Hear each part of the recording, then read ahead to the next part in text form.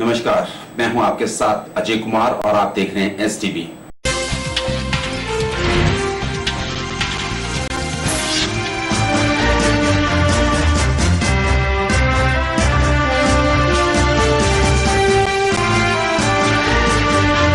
चिड़गांव की मनीषा और उसकी मासूम बेटी घर जाने के इंतजार में थी, परंतु कब उन्हें मौत अपनी ओर खींच लाई, इस बात का अंदेशा उन्हें हुआ ही नहीं। जानकारी के मुताबिक बस के इंतजार में पैरापेट पर बैठी मनीषा का जिगर का टुकड़ा जैसे ही उसके हाथ से फिसल करके पब्बर नदी में गिरा तो मां अपने मासूम बच्चे को तड़पता नहीं देख पाई और खुद भी नदी में छलांग लगा करके मौत को ही गले लगा लिया। हादसे में मां का शव तो पुलिस ने खोज लिया, लेकिन अभी 9 माह की बच्ची का शव पुलिस ढूंढ नहीं पाई है। DSP रोहू सुनील नेगी के मुताबिक पब्बर नदी के तेज बहाव में मां और उसकी 9 महीने की बेटी बह गई है। घटना में मां की मौत हो चुकी है, जबकि बेटी के शव की खोज की जा रही है।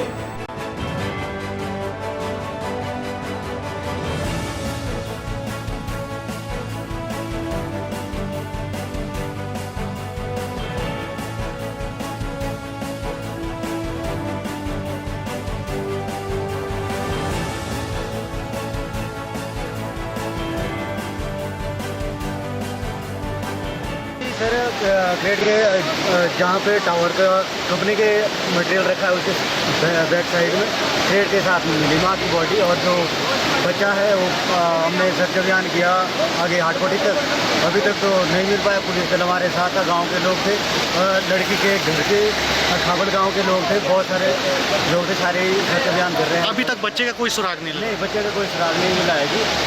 बच्चा अभी 1 साल का भी नहीं हुआ है, शायद 10-11 महीने का है जी। और माँ भी 25-26 साल की हुआ है जी जी। कश्मीरी तो एक नेपाली था और बच्चे लोग थे, उन्होंने यहाँ पे देखा, पहले बच्चा गिरा, उसके बाद माँ जो बच्चे को बचाने के चक्कर में। अंतर्राष्ट्रीय रेसलर द ग्रेट खली ने अपने गृह क्षेत्र शिलाई में विकास को लेकर के नाराजगी जताई है। यहाँ खली ने विधानसभा क्षेत्र की मूलभूत सुविधाओं का जिक्र कर नाराजगी जताई है, साथ ही सरकार से विकास कार्यों में तेजी लाने की भी मांग की है। खली के माने तो उनके क्षेत्र में सड़क, पानी, स्वास्थ्य सुविधाएं सही न होने से उनका निर्वाचन क्षेत्र पिछड़े इलाके में शुमार है। इस दौरान ग्रेट खली ने कांग्रेस और भाजपा दोनों पर ही शिलाई विधानसभा क्षेत्र की अनदेखी का आरोप जड़ा है। उन्होंने कहा कि आज स्वास्थ्य के क्षेत्र में न केवल शिलाई बल्कि पूरा सिरमौर जिला काफी पिछड़ गया है।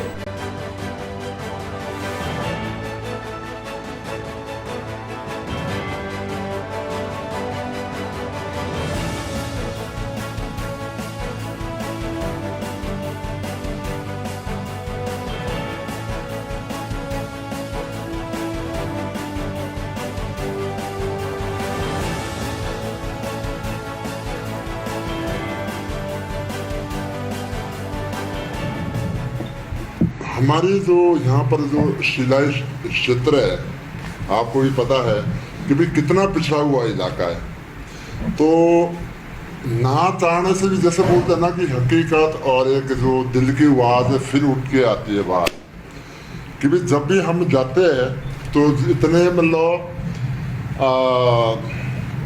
रोड के खस्ते हालत है जो मतलब आपको भी पता ही है, आप लोग भी बहुत लोग बाहर गए होंगे। तो दूसरी बात ये कि भी अगर हम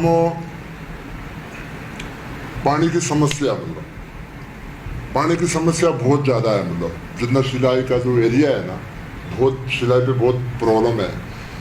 और स्वास्थ्य की मतलब एक ये बहुत बड़ा इशू है। मतलब एक आपको भी पता है, आप तो हर रोज़ फेस करते होंगे इस चीज़ों से। और लेकिन जब मैं भी घर आता हूँ तो मेरे को भी इस चीज़ का सामना करना पड़ता है, तो दुख तो होता ही यार, मतलब कुछ नहीं हम कर सकते। हम कौन सी सदियों पे जी रहे, रोड कैसे होने चाहिए। अब अगर बात मान, ये हमारा एक सिरमौर डिस्ट्रिक्ट का हेडक्वार्टर है, यहाँ पर भी इतनी फैसिलिटी नहीं है। जो आपने बताया अभी कि ये सरदार जी अपने भाई यहाँ से गुड़गांव ले गए, तो ऐसी नौबत क्यों होनी चाहिए क्या? मतलब गुड़गांव पे क्या ज़्यादा मतलब स्पेशल आदमी रहते हैं, मतलब यहाँ कोई स्पेशल, यहाँ के लोगों की वैल्यू नहीं है क्या? स्पेशली जो हमारे सिरमौर डिस्ट्रिक्ट पे है, जो गांव पे है, कम से कम वहाँ थोड़ी फैसिलिटी होनी चाहिए। अच्छे हर स्कूल पे टीचर होने चाहिए। आधे स्कूलों पे टीचर नहीं होते, और जो है हेल्थ डिपार्टमेंट, जो कोई डिस्पेंसरी या कोई हॉस्पिटल है छोटे मोटे, वहाँ पर कोई भी मतलब एज ए फैसिलिटी नहीं है। जस्ट खोले, बस खोले। मेरे को जैसे एक पता लगा था, मतलब आपने बोला कि ये तो शायद मतलब पता नहीं क्यों, मतलब 21 साल पहले, 21 साल कितने होते, 21 साल मतलब ना आज पैदा हो ना, तो 21 साल में मतलब ना वो बहुत बड़ा व्यक्ति बन जाता है, मतलब बहुत बड़ा एक बड़ा बंदा बन जाता है पूरा, मतलब है ना। 21 साल पहले घोषणा की थी कि भाई हम यहाँ पर ऐसे क्या रेस्ट हाउस लगाएंगे, वो भी 2 दिन को मेरे का, मतलब कहाँ के लिए हुई थी फिर ये नैनीधार के लिए, नैनीधार के लिए एक मतलब जगह उन्होंने दी थी ना। ये सब कौन सी सरकार है? अब ये सरकार, मैं इस ब्लेम नहीं किसी पे लगाना चाहता, कोई दोनों जैसे जो बोलते ना चट्टे बट्टे, आप समझ गए ना कि भाई वो है हाल, मतलब मैं किसी को ही नहीं बनोगे वो किसकी सरकार थी, किसको पता है, वही भूल गए, वो भी हम भूल गए 21 साल पहले किसकी सरकार थी। मतलब ऐसे है ना कि अगर भाई मैं मतलब गुल्ली डंडा खेल रहा हूँ, अब इसने खेलने दिया, मैं इसके साथ रुस गया, तो वो बात होगी। अगर उन्होंने 20 मारे उसको 100 मारो, अगर 20 मारे उनको 100 मारो, हाँ जवाब देना चाहिए। अगर उनको बोले मैं तो यार 10 साल की आपको बात नहीं करूंगा, ये कौन सा काम है? आपको लगता है इसका सोल्यूशन है? जैसे बोल रहे थे, मतलब बड़े दिल से जैसे बोल रहे थे कि भाई अगर डाटा लीक हो रहा था, इसकी बात चल रही थी भाई हमने ऐप तब बंद करे, डाटा लीक हो रहा था, ये था ना। मतलब अब डाटा लीक हो रहा था तो मतलब आपको अब डाटा याद आया कि लीक हो रहा है इतने सालों के बाद? कोई इरादा नहीं है क्योंकि राजनीति पे होगा, लेकिन हाँ जब मेरे को दिखेगा कि यार ये गलत हो रहा है, उसके खिलाफ मैं आवाज़ ज़रूर उठाऊंगा, चाहे वो कोई भी सरकार हो, मैं उसके खिलाफ ज़रूर आवाज़ उठाऊंगा। मानसून सीजन शुरू होते ही नगर परिषद सुंदरनगर ने कमर कस ली है। जिला प्रशासन से मिले निर्देशों के बाद नगर परिषद के अधिकारियों ने संवेदनशील क्षेत्रों का दौरा किया है और खड्ड के किनारे जो भी प्रवासी परिवार अपना जीवन बसर कर रहे थे उन्हें वहां से हट जाने के लिए कहा है और इन प्रवासियों को 3 दिनों के भीतर सुरक्षित स्थानों पर जाने के निर्देश दे दिए गए हैं। नगर परिषद के अधिकारियों के माने तो अगर इसमें रहते प्रवासी लोगों ने जगह खाली नहीं की तो उनके खिलाफ कानूनी कार्रवाई भी अमल में लाई जा सकती है।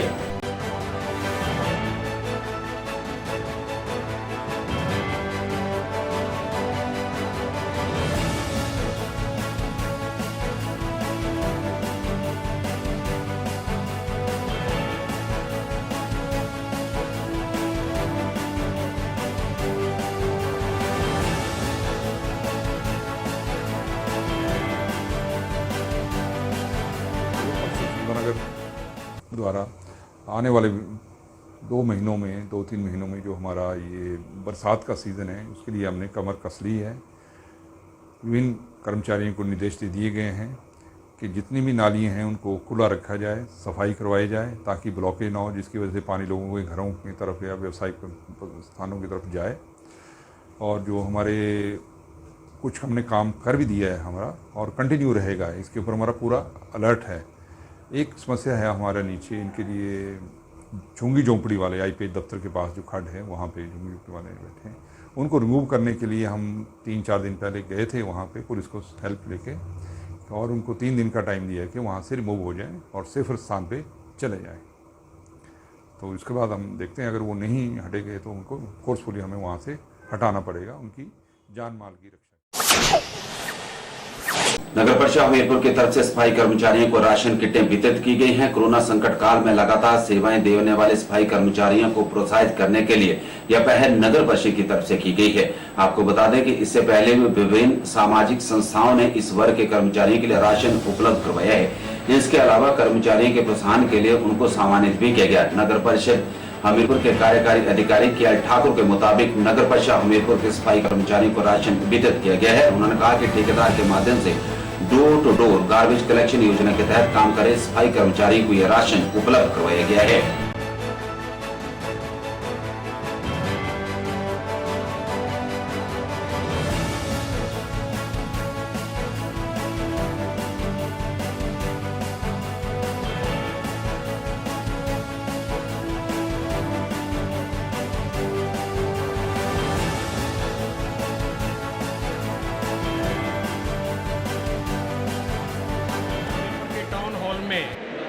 सफाई कर्मचारियों को इकट्ठा करके इन सब को सम्मानित किया है।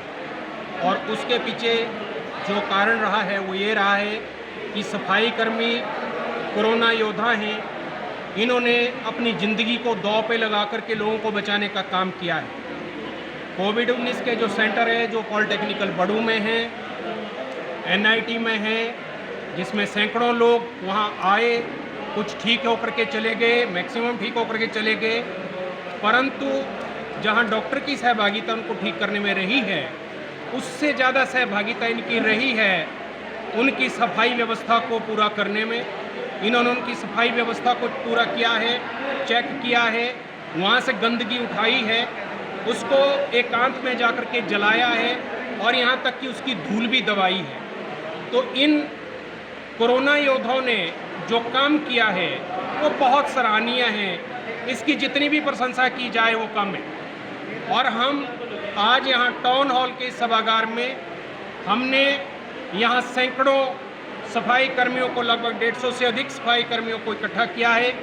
और यहाँ इकट्ठा करने का उद्देश्य है कि हमने इनके ऊपर पुष्प वृष्टि की है। पुष्प वृष्टि के साथ साथ हमने इनको ग्लव्स बांटे हैं सबको।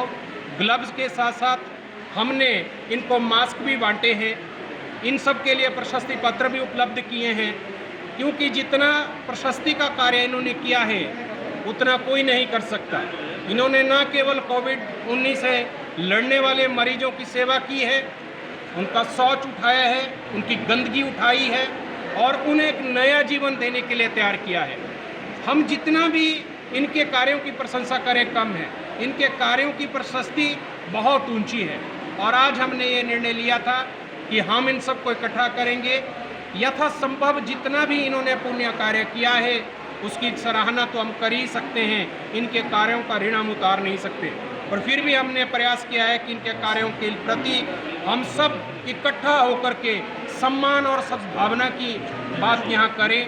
सफाई कर्मी इस देश की रीढ़ की हड्डी है। ये न केवल गटर में उतर करके सफाई करते हैं, अपितु अपने प्राणों की आहुति भी दे रहे हैं। सफाई करते करते सैकड़ों कर्मचारी जो हैं वो भारतवर्ष में गटर में दब घुट करके मर जाते हैं। तो ये वो लोग हैं जो हमारी जिंदगी को आसान बनाते हैं। इस प्रस्तुति में फिलहाल इतना ही। अब RSTV के साथ नमस्कार।